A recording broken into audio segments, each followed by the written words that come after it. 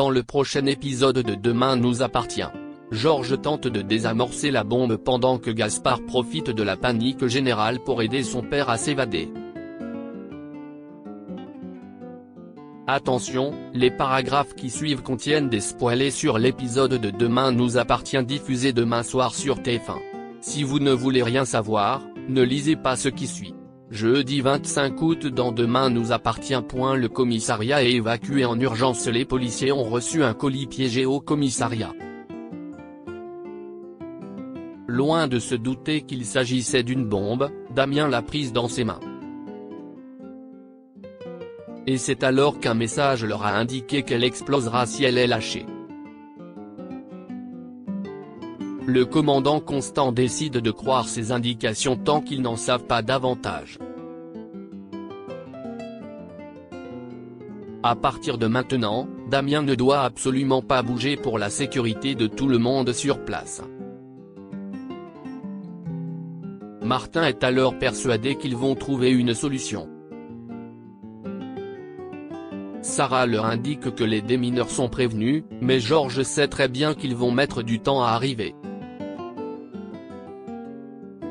Il décide donc d'examiner la bombe de plus près en espérant comprendre rapidement son mécanisme. Si dans un premier temps le commandant est dubitatif, il accepte finalement de le laisser faire. Puis, il ordonne à Sarah d'évacuer le commissariat et les immeubles aux alentours. En parallèle, Juliette décide de quitter Sète dès le lendemain pour mettre de la distance entre Gaspard et Sacha. Elle estime qu'il est temps pour son fils de s'éloigner de cette ville qui lui a déjà fait tant de mal, pour qu'il se reconstruise ailleurs. De son côté, Tristan comprend totalement sa décision, mais lui avoue qu'ils vont lui manquer. Puis, elle reçoit un appel de l'hôpital Saint-Clair qui lui annonce la tentative de suicide de Sacha. L'évacuation est en cours au commissariat. Les policiers s'empressent de récupérer les documents les plus importants avant de quitter l'établissement pendant qu'un poste de commandement opérationnel, PCO, est mis en place. Quant à Georges, il a découvert un mécanisme qui s'est déclenché lorsqu'il a ouvert le couvercle de la boîte. Il pense d'ailleurs qu'elle contient un double système de déclenchement, un lié à la présence d'un corps et l'autre qui perçoit les déplacements. Ils comprennent donc que si Damien bouge un peu ou déplace ses mains, elle explosera. De son côté, Sarah indique au commandant le transfert immédiat des détenus à Montpellier et Frontignan. Martin lui demande ensuite de sortir du commissariat pour gérer la situation à partir du poste de commandement opérationnel et lui assure qu'elle s'en sort très bien. Quant à Damien, il ignore s'il va pouvoir tenir encore longtemps. À l'hôpital, William annonce à Sacha qu'ils ont réussi à arrêter l'hémorragie et qu'il est maintenant hors de danger. Il l'informe également qu'un psychiatre viendra lui rendre visite dans la journée. Cependant, le détenu refuse de le voir car il souhaite mourir. En effet, sa femme et ses enfants le détestent, il va avoir une lourde peine de prison et estime qu'il n'a plus rien à quoi s'accrocher. Il demande alors au médecin de le laisser mourir la prochaine fois mais ce n'est pas possible. En sortant de sa chambre ensuite, William explique à Nordine qu'ils vont le garder encore 1 ou 2 jours en observation avant qu'il ne regagne sa cellule. Lorsque le policier lui demande s'il risque de récidiver, le médecin estime que c'est peu probable tant qu'il est attaché à son lit.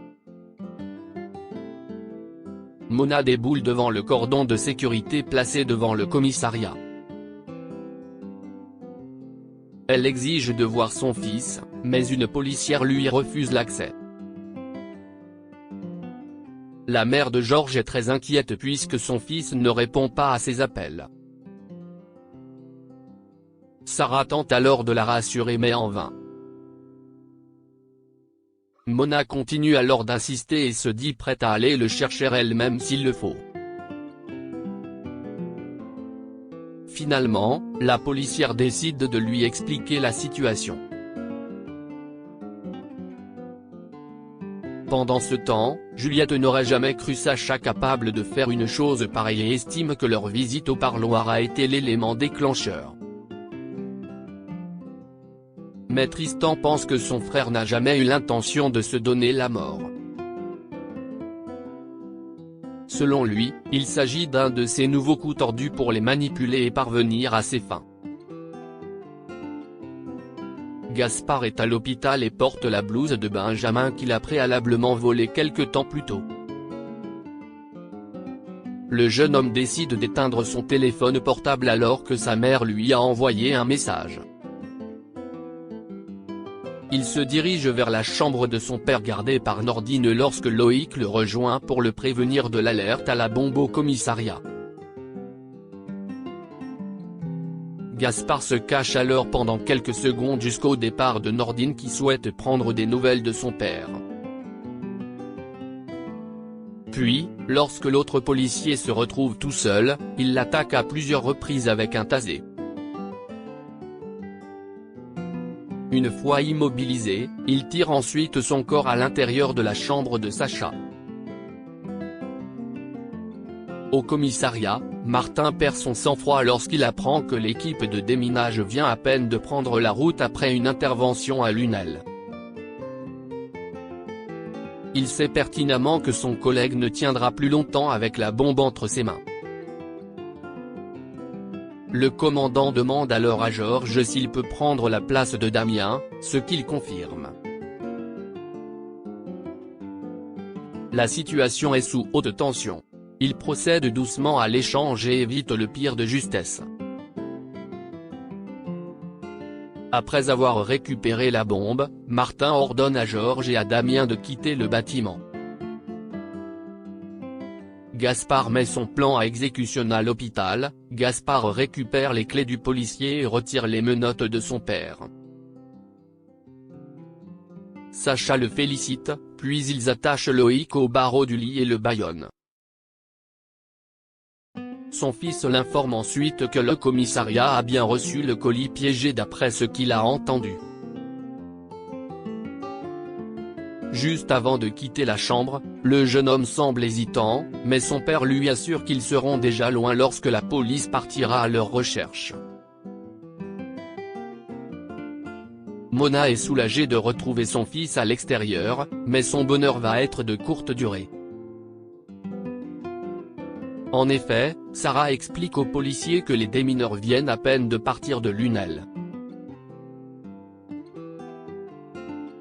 Georges comprend alors que le commandant ne tiendra pas jusqu'à leur arrivée et décide d'aller vérifier si la bombe n'a pas un capteur de pression. Si c'est le cas, il pense pouvoir berner le gyroscope et réussir à le soulager en attendant les renforts. Puis, avant de retourner dans le commissariat, Georges assure à sa mère qu'il ne risque rien. Pendant ce temps à l'hôpital, Nordine libère son collègue et part sans perdre une minute à la recherche de Sacha. De son côté, Loïc va prévenir le commissariat de la situation en espérant recevoir des renforts. Alors que Georges commence à ouvrir la boîte qui contient la bombe, Sarah leur annonce que Sacha Girard est en train de s'échapper de l'hôpital avec l'aide d'un complice. Le commandant lui demande alors d'envoyer une équipe au plus vite à son fils, mais tous les effectifs s'occupent de l'évacuation de la zone. Ils comprennent que ce n'est pas un hasard si le prisonnier tente de s'évader pile au moment où ils reçoivent un colis piégé.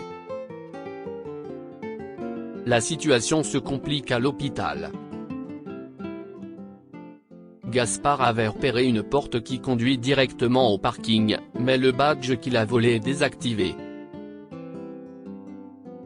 Les mauvaises nouvelles s'enchaînent au commissariat. Georges a ouvert le panneau de la bombe et a découvert qu'un minuteur s'est déclenché lorsque Damien a ouvert la boîte un peu plus tôt.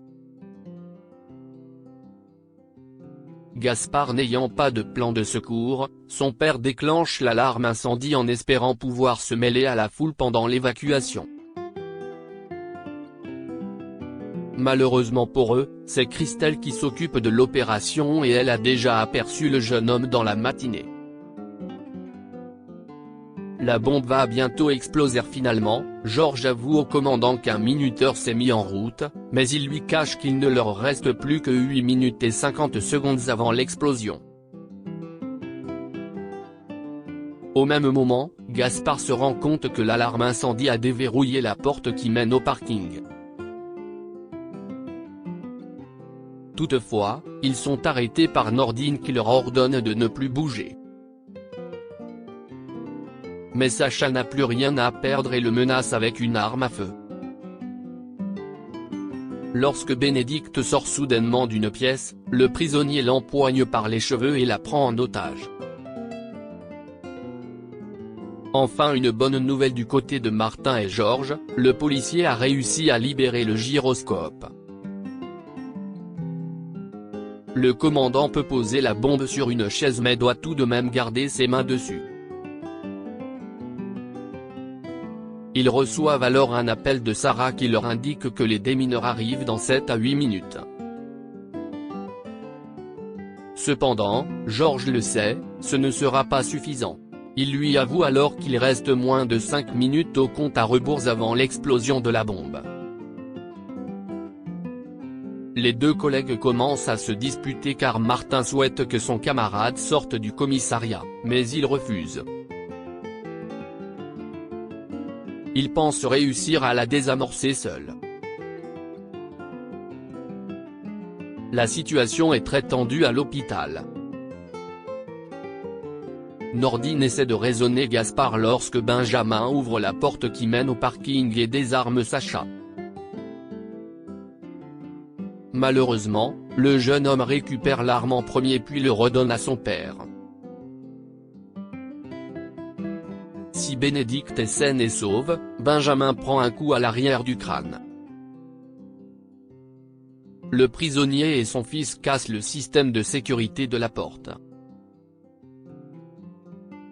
Puis avant de partir, Sacha met le policier en garde, s'il les suit, ils feront un carnage.